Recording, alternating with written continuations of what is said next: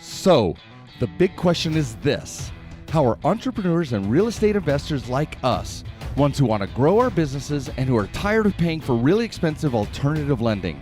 How do we tap into the most inexpensive money available and do it without the hassle of typical borrowing? That is the question, and this podcast will give you the answers. I'm Merrill Chandler, and welcome to the Are You Effable podcast. Welcome back, everybody. Merrill Chandler here, your host of Are You Effable? Now, we've got an exciting episode today because we have our token millennial. My daughter, Sharon Chandler, is going to be joining us, and we're going to be discussing credit and millennials and building perfect profiles from the ground up. So make sure you get back to us because we're going to have a blast on this episode. See you in a second. We're back, everybody. Hi. I would like you to meet my daughter, Sharon Chandler Foers. And I've told you guys stories about her building her credit profile from the ground up with the second she turned 18 years old. And I'm thrilled to have her. She's my token millennial. She'll even say that she barely made the cut. I'm barely a millennial, but by Wikipedia standards, yes, I'm a millennial. And so and so I wanted to be able to kind of have you meet her, have her tell her stories, because when we get together at family reunions and family dinners, we talk shop all the time. But there are times in which she is called when it's time to buy a house, when you're looking to refinance, buying a tent trailer, all the little things that you have done in your life. She's called up, and we've discussed more and more. So welcome to Are You Effable? Thank you for having me on. First things first, it's strange when you're telling your daughter, "Are you effable?" That takes that takes my absurdity to a whole new level. But you would have to know our family to know how absurd we actually get. Yes, we are. I am the spawn of of said man. So we know all intentions and wonderful meanings. Yep. Yes. So let's start at the beginning. Let's go back.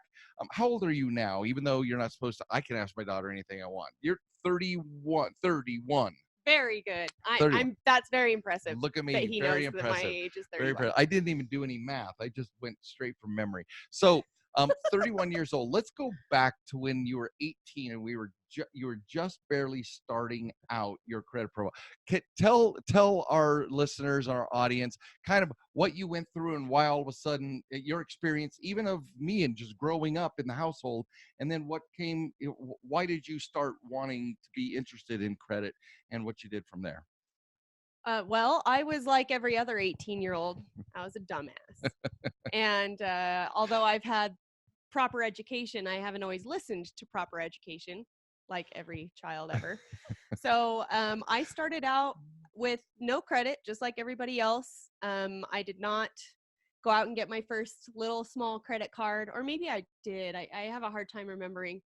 It was maxed out very quickly. I moved out just before graduation. I was 17, and so I was broke, just like most 18-year-olds are.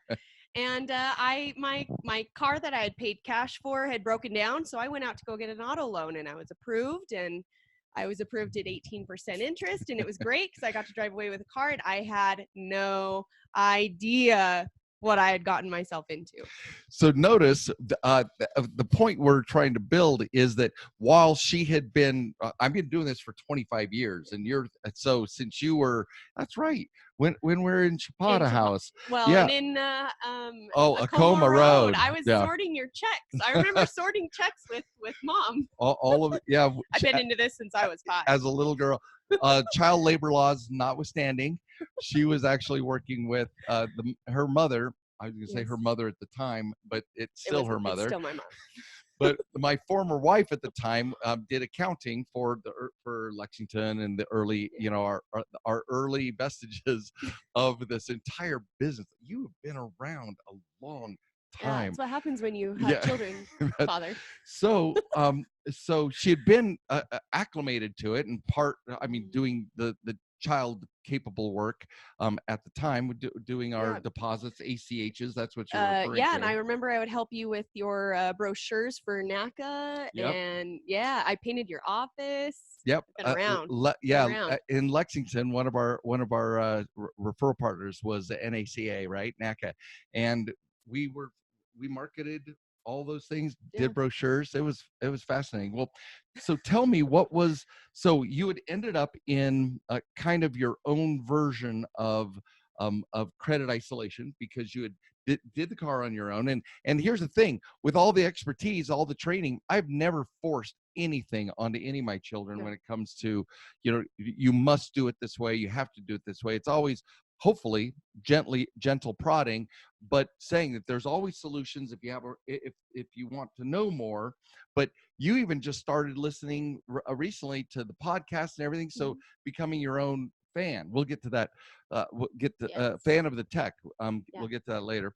But what is it? How did you start becoming aware? You had your credit card, the $500 credit limit with America First. America First, and then you had your auto loan. When did you start becoming credit sensitive?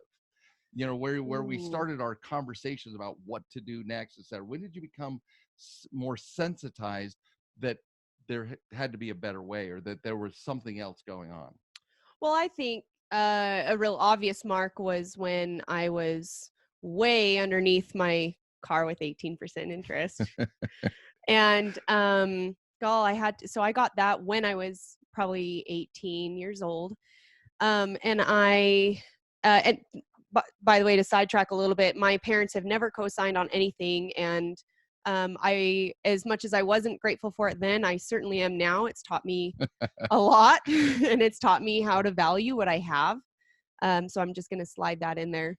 Absolutely. There was no it was easy painful. street, right? It was very painful. I barely made it by, but I knew you had my back in any decisions that I had to make, and wouldn't let me flounder. So that's great. So we've moved you into and out of a few apartments, yes, over the years. So, but anyway, back onto the question. I think I probably found out when we were starting to. My husband and I, we've been together for 11 years now, and married for 8. I think when we started needing to make decisions together is really when I started growing up a little bit in my finances.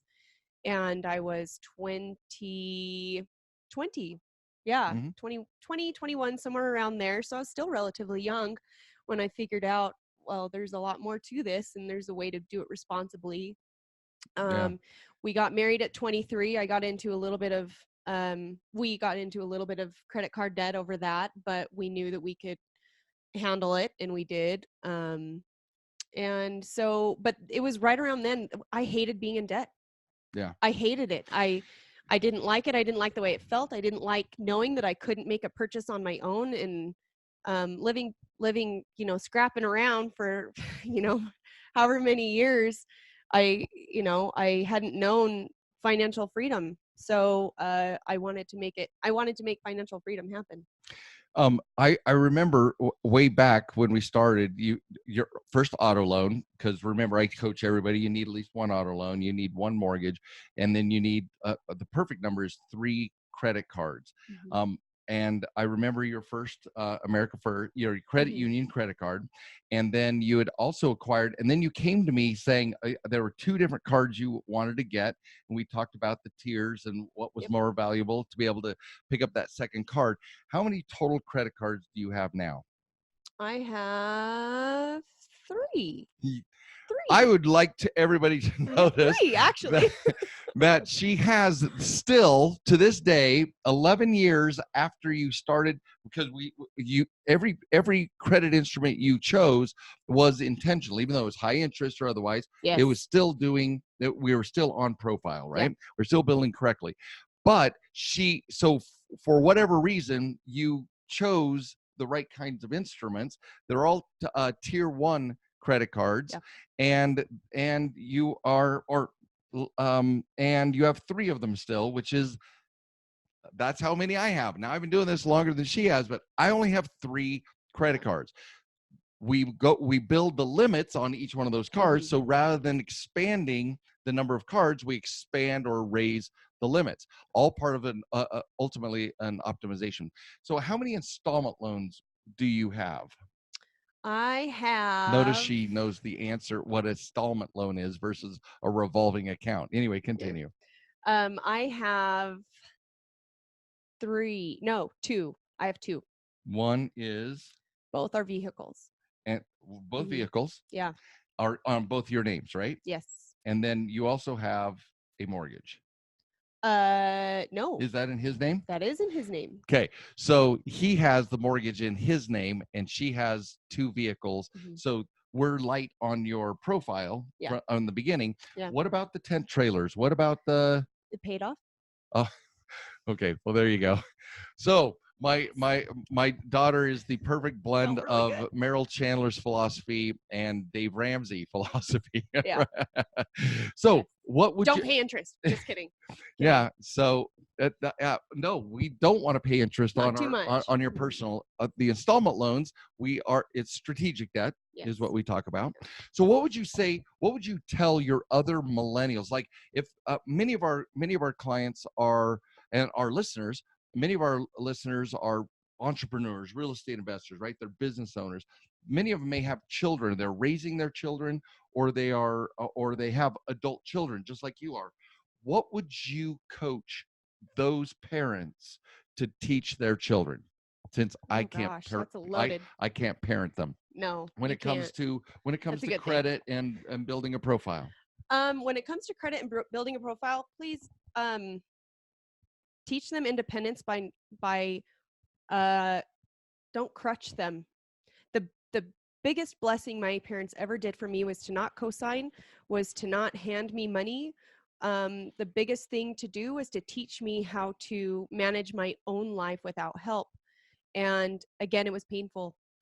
It was so painful. It still is. I don't know We're if still working on it, yes, but I don't know if this is more of a commentary on my parental skills or my financial coaching skills, but you're absolutely right. yeah. And here's the thing, the pain goes both ways. To watch your beautiful Oh, child struggle is extremely painful. We have one of your siblings, it just struggles and struggles and struggles, yep. and it is extremely painful Yeah. to not just want to Bail them them out. out. No, exactly. Yeah. Bail them out. It's hard. That's my first piece of advice.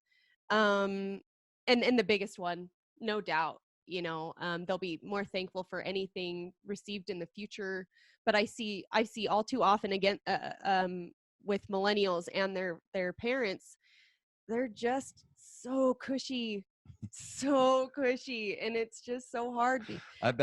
For those of us, cushy means entitled. Yeah, In my 100%. right? They're entitled. Oh, it's okay. My dad will bail me out. Oh, it's okay.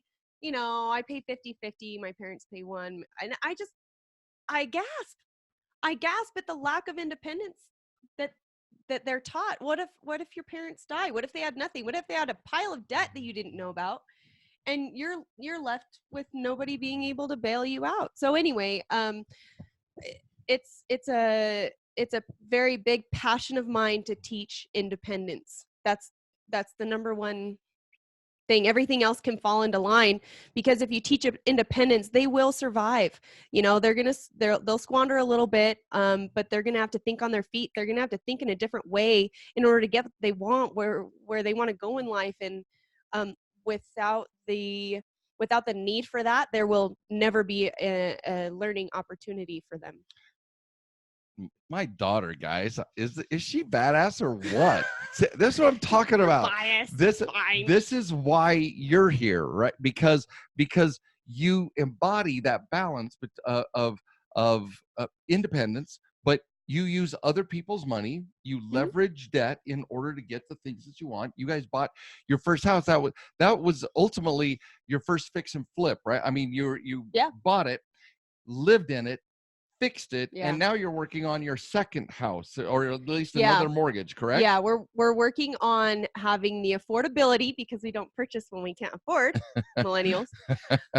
We are working on the affordability, and also getting me to buy the next house, and that doesn't happen overnight. It takes time. So patience has been, we have a 1,500 square foot home. We live in 1,000 square feet of it, and two of us, two big dogs, two kids. We're squished, but we are affording our living. You're doing and it. we are also saving. So it's a big deal for us to save and be able to put money down, and not and there's I love how we can kind of finagle money. We can learn how we can borrow here and Mhm. put it there and stuff like that, but We've doing had it responsibly. how many conversations have we had about Oh, financing and going in and doing a home equity line of credit yes, as your a first HELOC. instead of instead of a traditional loan, Yeah, right? because then you So don't pay PMI. Yeah. And shove it to them for mortgage insurance. It's a horrible thing. I hate that. My daughter, ladies and gentlemen, So- my daughter, whom I'm so proud. So tell me, what would you say is so any other things that you would tell that the either millennials themselves or the parents of younger children, especially ones growing up, what would you tell them? What else do you have for Oh them? man, it's so hard. I'm also a parent.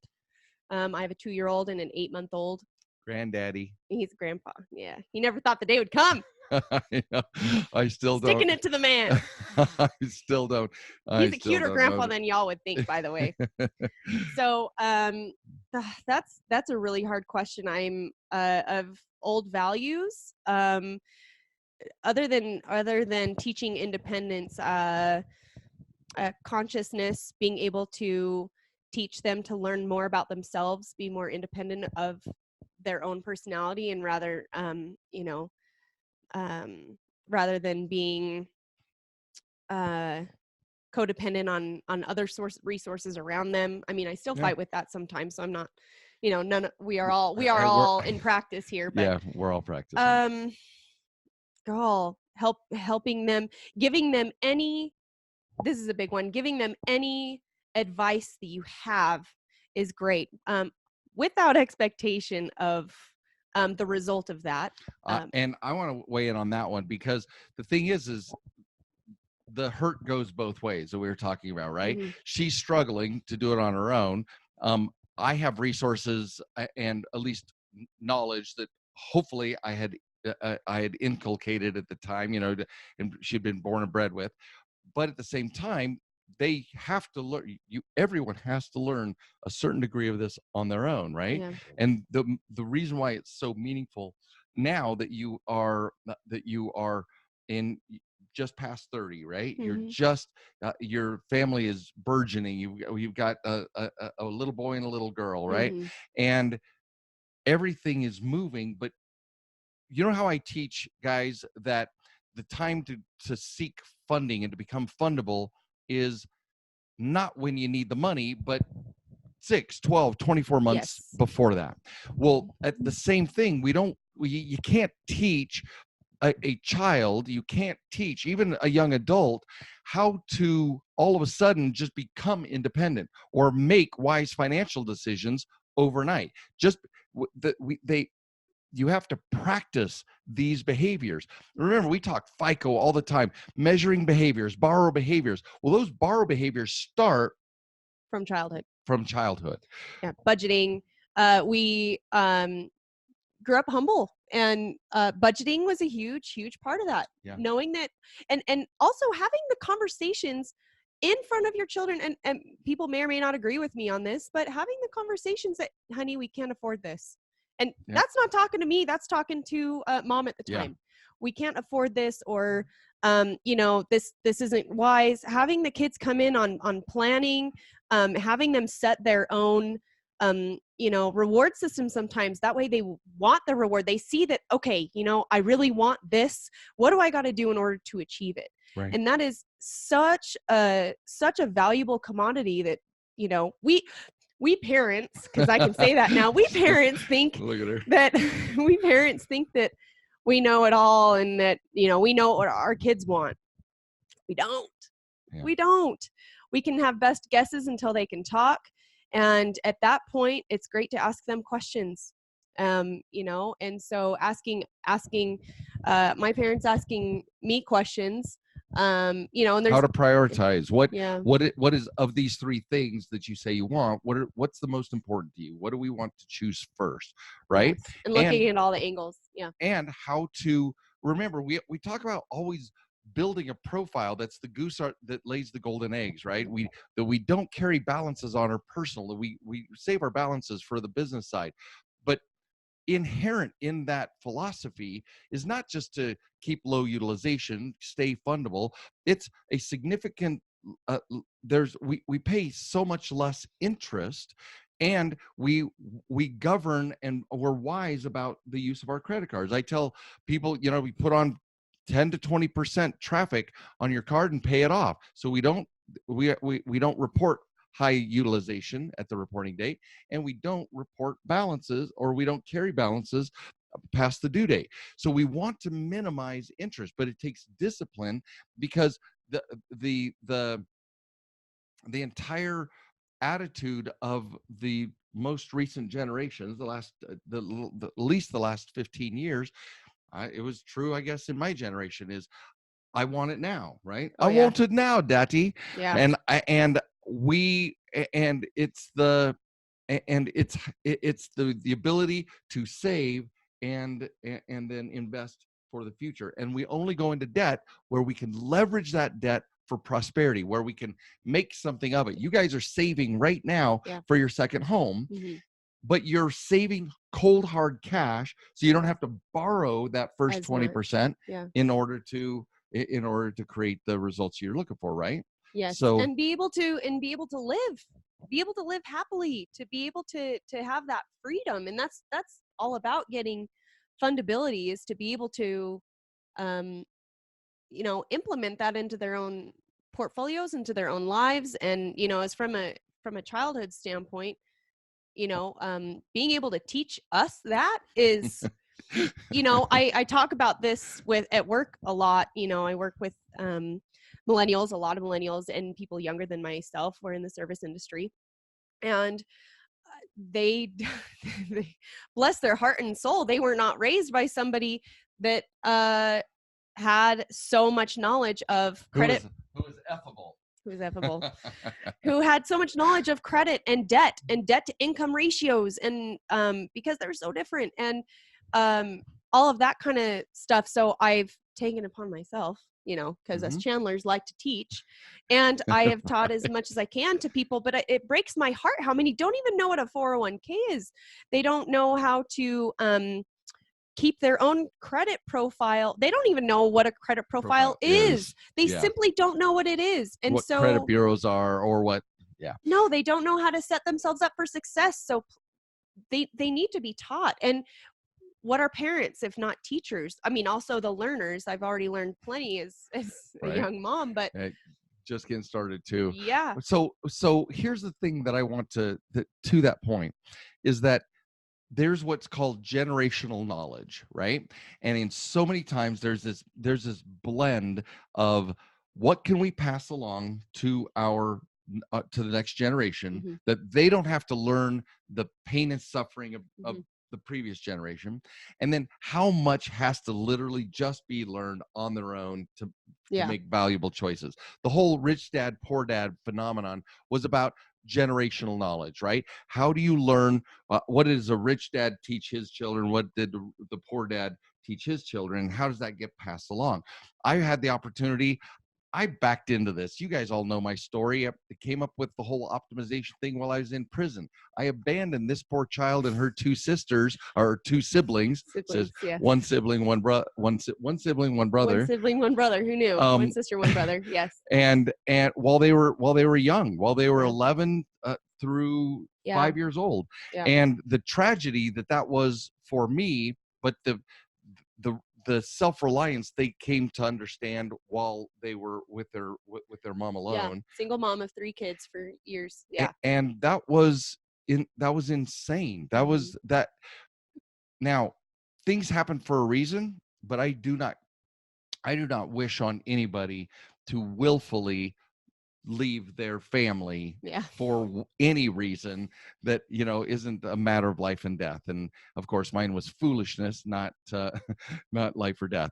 But the thing is, the thing is that the amount of learning and knowledge. the silver lining Yeah. is, look how much you have become, because from a youngster, you had to stand on your own 2 feet, and you had to show up for the rest of the family.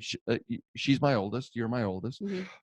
How much you had to show up for the family, how much you had to show up for yourself, and how often you had to start taking yourself more seriously than others. So now, that's no excuse on my part, but look at the gift and the benefit of who you've become, and even your siblings. Certainly a silver lining, and we all are able to take in the lessons. Hopefully we can learn from them, and that's some do and some don't, and it's hard. It makes things really hard. So, and we want nothing but the best for our children, and so a lot of parents will foolishly, unknowingly, foolishly give them everything, because they don't want them to experience the pain and suffering that I may have had, or many others. But there's so much value in that. I mean, there's no, the rose grows in shit, for God's sake, No, and it's true. And without our shit, sorry, I know this is in the explicit category. Yeah, but I know. Notice she already knows that it's in the explicit category. Yeah, I have to warn others when I tell them. Sorry, doesn't faze them. But learning from all of that has been such a blessing, and then being able to communicate that in other ways. So parents, when you are going through the trudges and your kids are young or even older or anything like that, it's not a bad thing to tell them your experiences. The thing is if you tell them your experiences, they may or may not learn from that. They are going to learn their own, but there's no harm in sharing them, all of your knowledge. Right. Yeah. Why not tell them? Why not tell them what you've gone through? Why not tell them how you've been able to build your portfolio? Or what if you're a millionaire, tell them how you did it. Yeah. Go from all perspectives, because what if the one thing that you think is not important impacts them for the rest of their life? Thing that is the game changer for them. I do have to tell you, it was, so Sharon sent me a video, and it was and we posted it on, I think we posted it on Funding Hackers and everywhere, but she was in the break room at her job. The podcast was on, and she was videoing, and there was like 8 people in the room who are all just listening to the podcast on their break. And I thought, you are an evangelist. We're walking in the exact same shoes, because I'm all about evangelizing the gospel of fundability, the gospel of power, of having all the keeping your power within yourself. So what would you say would be wrapping up? What would be the single greatest message that you can share with my listeners? Oh gosh, Merrill's onto something. With the fundability, I'm not kissing ass. I promise, I don't need to kiss. You heard it here first. Oh gosh, yeah, that there are results out there. There are results in what Funding Hackers and Credit Sense is teaching. Yeah, big time knowledge. And keep your eye on keep your eye on the ball, keep your eye on where you want to go, and know that you can't get there. It's going to be really hard. It's going to be pretty shitty sometimes. But yeah, it can happen. Thank you. I'm thrilled that you've been here, be able to share some of the principles that we got to introduce to you, and you implemented so amazingly. Oh, would you care to share what your credit score? Because you have shared with it over time. Oh, yeah. So you don't have to, but I'm just saying, because I brag about it. But I will speak in earnest. It was an 816. And it dropped to a 786, I think. So what is that? 40 points? 40-ish. 40 points when I paid off my trailer in under 2 years. Weird how that happens, guys. Out of debt, but I was experimenting for you. I took one. I took one for the team. I was shocked. I was shocked. Notice that when your installment loan portfolio drops in its value, all of a sudden the value of your profile also dropped. So yes, you guys will have it. They've been it's buying. Fine. We'll get it back. They buy these little trailers, and then it's a big trailer, and now they're a fifth wheel. No, we are not. We are not getting a fifth wheel. It's fine. We haven't talked to Wes, her husband, on this matter. No, he wants one. So anyway, but thank you for joining me, and again, and notice the hit where it's a dynamic and moving thing. But a 780 at 31 years old, and having built flawlessly from the beginning, is you have a foundation that's irreplaceable. So thank you, Sharon, for being with me. You guys, thank you for joining us. It's been an amazing pleasure to have my daughter come and share some of her wisdom and insight about what it means to be a millennial and the things that you learned because you toughed it out. So this is Merrill Chandler, your host of Are You Effable? And make sure that every way you can, make sure your children are effable too. Thanks for having me on. Hey guys, thank you for listening to Are You Effable? Please leave comments because I would love to read about your aha moments from this episode.